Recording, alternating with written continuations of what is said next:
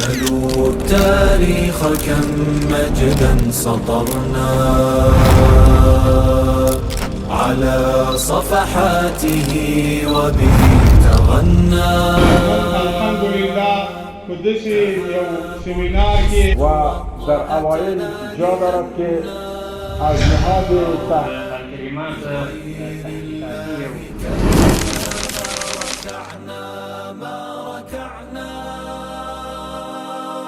گفتند که در اینجا حاکمیت حق مردم است، خداوند و دین خدا و رسالت در جای ندارد و این ما عملا دیده ایم، چیزی نیست که بر ما و شما پوشیده باشد و این مثال های واضح دارد، چون بحث بسیار زیاد است، از مسائل جزئیش ما مرور میکنیم.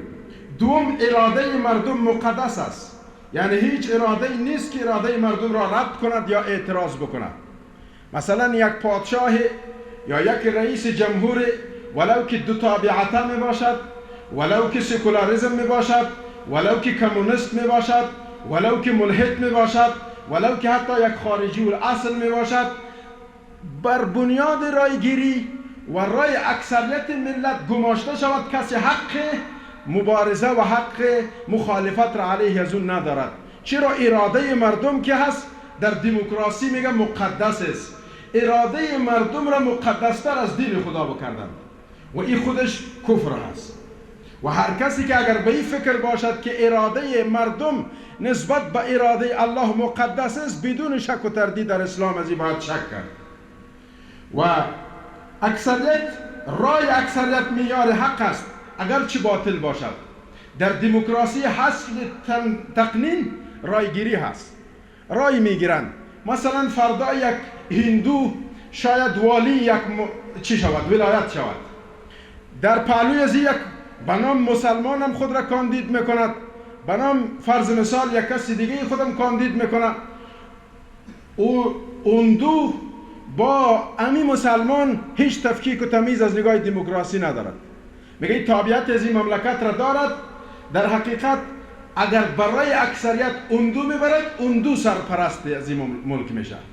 اگر اون دو به اساس رای اکثریت مثلا رئیس جمهور میشد، در یک مملکت به نام اسلامی میتواند که شود در قانون دموکراسی.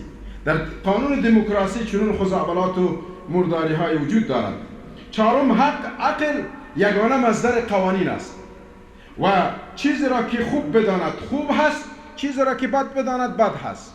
یعنی روز گذشته جناب دکتر صاحب صمیم در رابطه با عقل مثال های واضحی دادند، اما در اینجا عقل باید در دموکراسی جایگاه اول را داشته باشد و اگر فراموش نکرده باشیم که عقل میتواند که در جامعه گپ اول را بزاند که فکر و عقل مجتهد باشد. روز گذشته ما این را یاد گرفتیم، نه هر فکر و نه هر منطقه که فرض مثال از کوچه و بازار بیاد مجتهد شود، حلال را حرام بسازد بر فتوای خود و حرام را حلال بسازد بر فتوای خود، بلکه او عقلش هم از قرآن و سنت سرچشمه میگیره، نه خواهشات نفسانی. چون پیامبر خدا صلی الله علیه و سلم را الله میگه و ما ینطق عن الهوا این هو الا وحی یوحی. حتی پیامبرم از عقل و خواهشات خود چیزی را نمیگه، اگر چیزی را میگه بر بنیاد وحی هست، رابط در بین موجود است. رابط جبرائیل علیه السلام است. جبرائیل از الله متعال میاد موضوعات مختلف و متنوع را برای حبیب خداوند میرساند. الله توسط رابط با واسطه خلیفه خود برای پیامبر تشریح میکند وحی. حتی پیامبر هم از ذهن خود چیز را نمیگه، چه بسایی که انسان ها باشد که از ذهن خود چیز بگیرد. عقل بشر خود ناقص است. گاهی وقت قرآن خیلی موضوعات ما را واضح میسازد، تشکیک و شبهات ما را قرآن دور میکند. بیم که قرآن را در آغوش بگیریم. قرآن همگی مشکلات ما را حل میسازد. قرآن در هر عصر با وجودی که تقدم و تعالی و ترقی عصرها در افق قدم میزنند، مثل پرنده ها در آسمان پرواز میکنند، مثل مایه ها در عمق بحر میروند، هنوزم آداب راه رفتن را در روی زمین بلد نیستند. بالاخره قرآن کریم چی میگه در رابطه با عقل؟ و عسى ان تحبوا شیئا و هو شر لكم و عسى ان تکرهوا شیئا و هو خیر لكم کتب علیکم القتال. در مرحله اول الله میفرماید، میگه ما جنگ را بالای شما فرض گردانیدم، قتال را بالای شما فرض گردانیدم. آلی همی قتال را عقل چی میگه؟ اکثریت زمانی که افغانستان عزیز ما در استعمار قرار گرفت تعداد زیادی بودن که شما گفت خدا با کشتارگاه میدین، مگر میشد که با این سلاحهای کونه و فرسوده، تانکهای غولپیکر و ضد زره را شما بالاخره از بین ببرین؟ عقل اینها در فکرشانی بودن که اینها به اندازه یک سوزن را از آسمان میبینن. پس نظر به فیصله عقل اونها به این بود که امریکا از افغانستان بیرون نمیشوند و نظر به فیصله عقل اونها این بود که این نظام سقوط نمیکنن. عقلشان ناقص بود. اما الله چیز دیگه ای گفته. الله میگن چیزهایی را شما خوب میدانین، ظاهرش خوب است خود لیکن در عقبه و بک‌گراند شر نهفته. شاید در جهاد قتل و کشتار باشد، در جهاد تکه شدن اعضا و جوارح و متلاشی شدن اجساد باشد، در جهاد بی خانمان شدن باشد، در جهاد شاید تعمیرات ویران شود، لیکن و عسى ان تحبوا شیئا و هو شر لكم و عسى ان تکرهوا شیئا و هو خیر لكم. در جهاد ظاهرش کشتار است، در جهاد ظاهرش از بین رفتن زیربناها است، لیکن این خیر است. این جهاد ذروت سنام الاسلام است. پس بر بنیاد عقل اینها فکر کردن که اگر چیز خوب را عقل گفت خوب است خوب، اگر گفت بد است بد. ظاهر جهاد شما ببینید که در ذهن انسان تراوش میکنه که شر است، لیکن در جهاد عزت وجود دارد، در جهاد عظمت وجود دارد. ملت هایی که پشت به جهاد کردن ذلیل شدند، علمایی که در رابطه با جهاد صحبت نکردن ذلیل شدند، حکام مسلمانی که جهاد را من حیث جزء لاینفک زندگی خود قرار نداشتند اونها مزدور قرار گرفتند. پس بر بنیاد عقل قضاوت کردن کار دموکراسی است که این پوچ هست. بخش دوم تنفیذ و یا قوه اجرائیه. یک، حکومت از طرف اکثریت مردم از طریق انتخابات به میان می آید.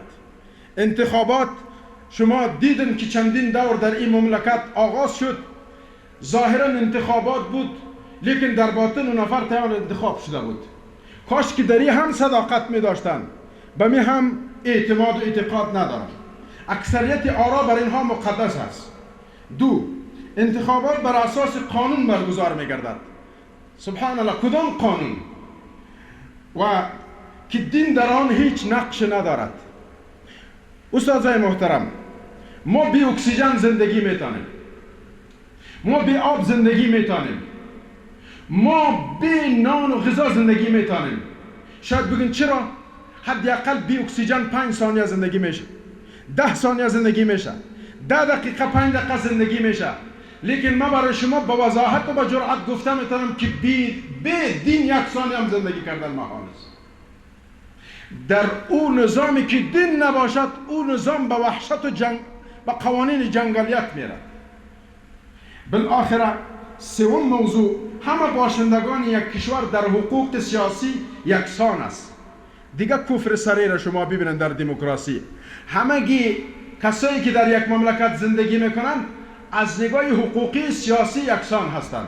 مثلا دین در میان آنها عامل برتری نیست. قرآن میگه ان اکرمکم عند الله اتقاکم.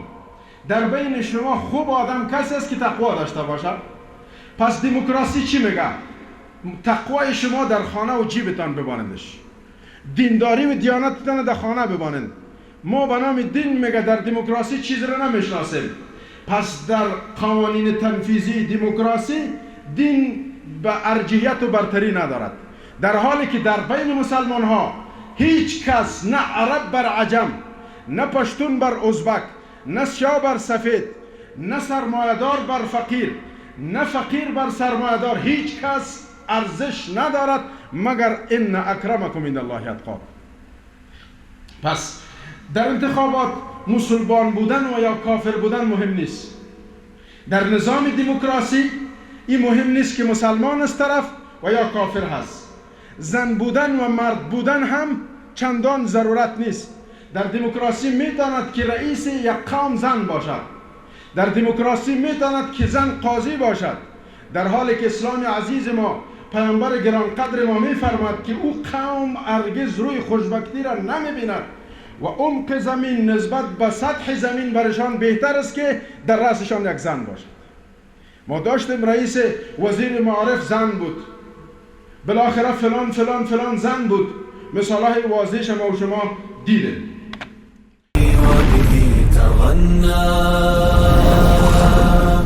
تهاب الأسد وطأتنا لأننا